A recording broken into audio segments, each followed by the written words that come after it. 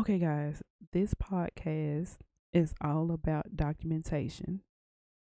You want to make sure, if you're not already doing it and you're in some type of online school or homeschooling program, you might want to do it.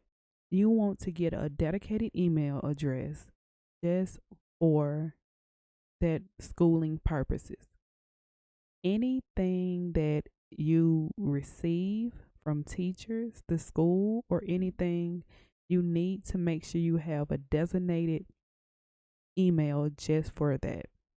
And I know a lot of you guys are saying, I have one email address, um I have a folder labeled just for the school.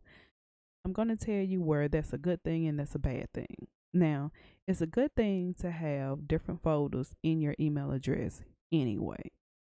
But if you are a person where you keep getting emails from sales and stores and job applications and different things of that sort, you can actually get emails from different teachers. You can get emails from parents.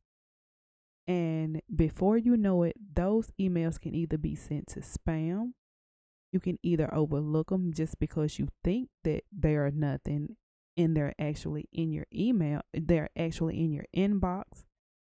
I've had emails even go to my promotions and my social tab that's on Google. You want to make sure you have a designated email address just for schooling. Trust me, it helps.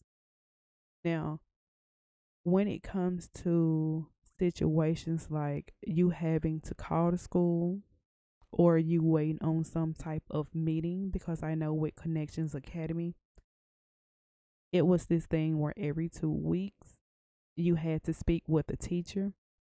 That can get overwhelming because they have you to schedule. I know here in Tennessee, let me start by saying that they have you to go to this link, schedule a meeting, and the meeting can be anywhere from tomorrow or 2, 3 weeks away, even a month away. You don't want those things just getting lost. And that's why I say you want a designated email address. You can get something from, just say, for instance, my son had, I forgot what you call these things. It was some type of, I believe it was Lapster.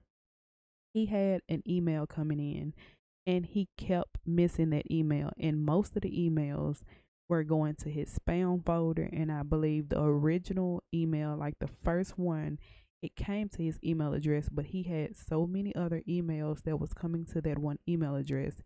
He just didn't see it. That's another reason.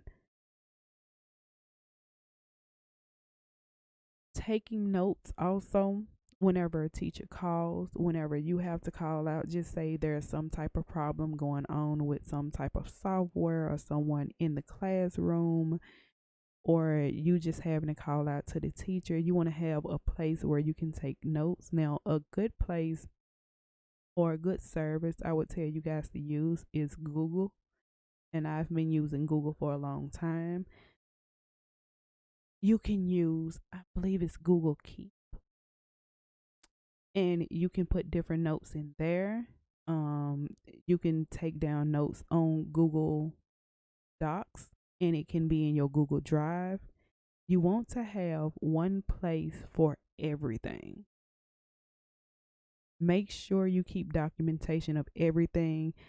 Just say, for instance, your child has went through the whole process and it's time to register for next year, and you're wondering, just say some of your paperwork go through, because I used to have this problem all the time.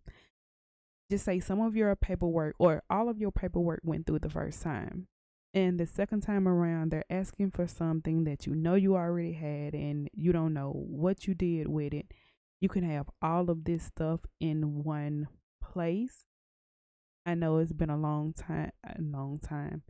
Well, it has been a long time, but I know that I had instances where teachers would tell me certain things and just say my child did it like that, and they would come back and say, well, I didn't say do it like that, and everyone else is doing it this way, and why would I just tell one child to do it?